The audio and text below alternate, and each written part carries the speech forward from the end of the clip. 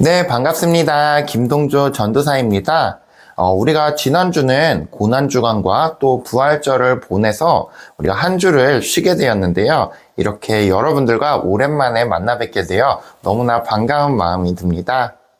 오늘 강의에 들어가기 전에 우리가 지난 시간에 배웠던 것들을 한번 잠깐 살펴보면 좋을 것 같은데요. 우리가 지난 시간에는 속이라는 글자에 대해서 함께 배웠습니다. 속은 바로 우리의 신분을 바꾸기 위해 무언가를 대신 지불하는 그러한 행위를 설명하는 한자였습니다. 예를 들어 속죄는 죄에 대해 대신 지불하는 행위를 말했던 단어이고요.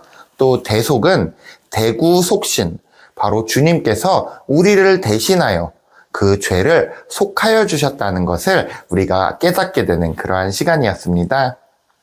오늘 배울 두 글자도 이 죄와 관련이 깊은 단어입니다. 바로 건 그리고 자복, 이렇게 두 글자가 오늘 우리가 함께 나눌 글자입니다. 레위기의 앞부분에는 제사의 종류들에 대한 이야기가 나옵니다. 그 중에 속죄제와 속건제를 설명하는 부분이 있는데요. 그런데 우리가 이 부분을 아무리 읽어보아도 사실 이 속죄제와 속건제의 차이를 이해하기는 쉽지 않습니다. 속건제가 5분의 1을 더 배상한다는 점에서 해석하기도 하는데요. 그런데 사실 이 속죄제와 속건제의 차이를 이해하기 위해서는 오늘 배우는 이 건자를 주목할 필요가 있습니다. 이 건자를 우리가 사전에서 찾아보면 허물건이라고 나오는데요. 그렇다면 허물과 죄는 다른 것일까요? 사실 이 건자를 우리가 올바르게 이해하기 위해서는 조선시대에 이 건을 사람들이 어떻게 사용하고 또 이해했는지 살펴보면 더욱 도움이 됩니다. 맹자의 이루의 첫 장에 보면 이러한 글이 있다고 합니다. 옛 법 따르기를 불건불망하라. 이 말을 조선시대의 헌법, 우리가 지난 시간에 배웠던 책인 바로 경국대전 서문에서 똑같이 한 번 더 말하는데요. 이 법을 불건불망하라. 이때 건은 그저 일반적인 죄나 일반적인 허물이 아닌 절대적으로 어겨서 안 되는 그러한 매우 중요한 규칙에 사용되는 단어라는 것을 우리가 알 수 있게 됩니다. 건은 죄 가운데에서도 특정한 죄들을 지칭하는 용어였습니다.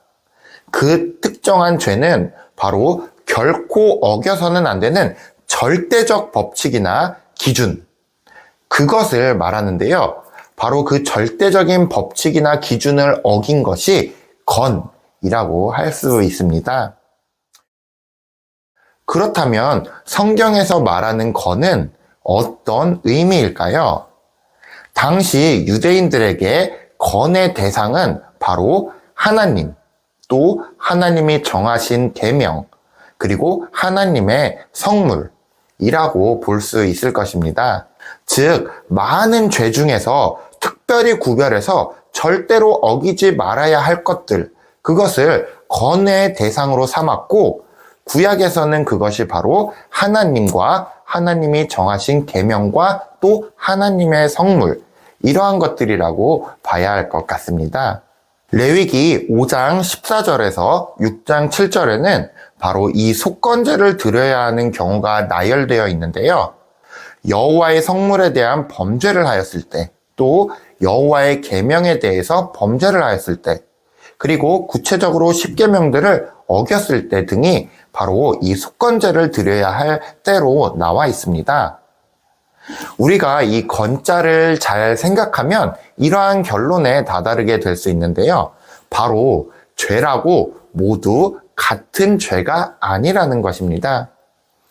우리가 죄를 짓는 가운데 그것이 하나님께 대한 범죄라면 우리는 그 범죄를 더욱 심각하게 건으로 받아들여야 할 것입니다. 그리고 우리는 더욱더 철저하게 그것들을 회개해야 할 것입니다. 이스라엘 사람들이 하나님께 대한 범죄를 구분해서 따로 속죄했던 것처럼 우리도 하나님을 대상으로 한 범죄가 있다면 더욱더 중히 여기고 우리 마음을 철저히 회개해야 할 것입니다. 네, 우리가 이 다음으로 배워볼 글자는 자복입니다. 자복이란 글자는 이 스스로 자자와 옷 복자가 합쳐진 단어인데요. 이 중에 첫 글자인 자자는 우리가 잘 알고 있죠. 그런데 이 복자는 사실 이때는 옷의 의미라기보다는 항복, 복종을 뜻하는 복자라고 합니다. 이 복자를 우리가 잘 살펴보면 먼저 붓으로 배 주자가 변형된 달월 모양이 있는 것을 볼 수 있습니다. 즉 배에 있다는 의미를 나타내고요.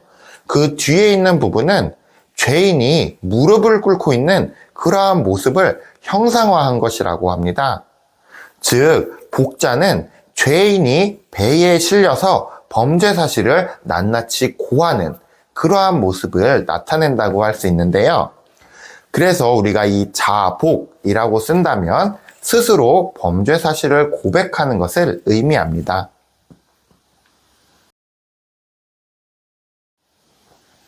오늘날 이 자복은 사실 그렇게 중요하게 취급되지는 않습니다.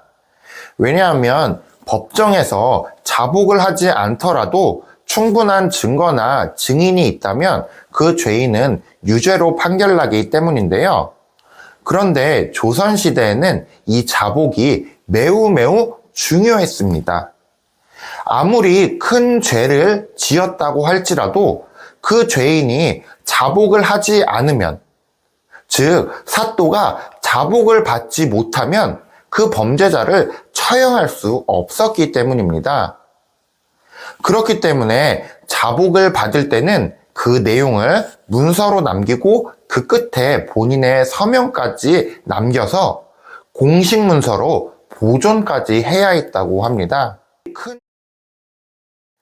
우리가 흔히 주님 앞에서 죄를 고백하고 새롭게 변하는 과정을 회개라고 말합니다. 하지만 정확히 주님 앞에 죄를 고백하는 부분은 방금 우리가 배운 것처럼 자복, 그리고 새롭게 변화되는 부분을 회개라고 나누어서 우리가 생각해 봐야 합니다. 우리는 흔히 이 과정을 한 과정으로 여기고 회개에만 초점을 맞추지만 주님 앞에 죄를 고백하는 것, 이것도 매우 중요한 과정이라는 것입니다. 이 자복의 과정이 있어야만 우리가 회개로 나아갈 수 있기 때문입니다. 조선시대에서 죄인을 사면, 즉 사죄해주기 위해서는 반드시 이 사람이 죄인이어야만 합니다.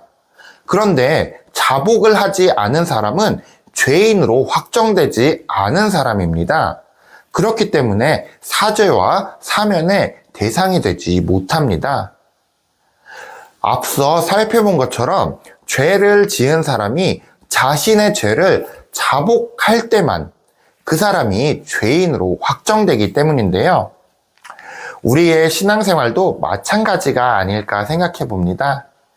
주님 앞에서 우리가 우리의 죄를 자복해야 우리가 주님의 사면인, 즉 의롭다함, 칭의를 입을 수 있게 됩니다. 그리고 그 과정을 통해 우리가 회개로 나아가게 되는 것이죠. 네, 오늘은 지난 시간에 이어서 죄와 관련된 두 가지 글자, 바로 건과 자복에 관해서 알아보았습니다. 네, 저는 오늘 이 두 글자를 함께 공부하면서 우리가 성경을 읽을 때 한 글자 한 글자를 조금 더 자세히 공부해 보는 것이 우리에게 매우 큰 도움이 된다는 것을 알게 되었습니다. 성경을 번역할 당시에 문화와 생각이 그 단어 안에 녹아있기 때문인데요. 그리고 그 녹아있는 의미를 우리가 이해한다면 우리가 성경 전체를 이해하는 데 있어서 더욱더 풍성하고 구체적으로 우리가 그것들을 습득할 수 있을 것이라고 생각합니다. 네, 우리가 다음 시간에는 선거로 인해 또다시 한 주간 휴강을 할 텐데요.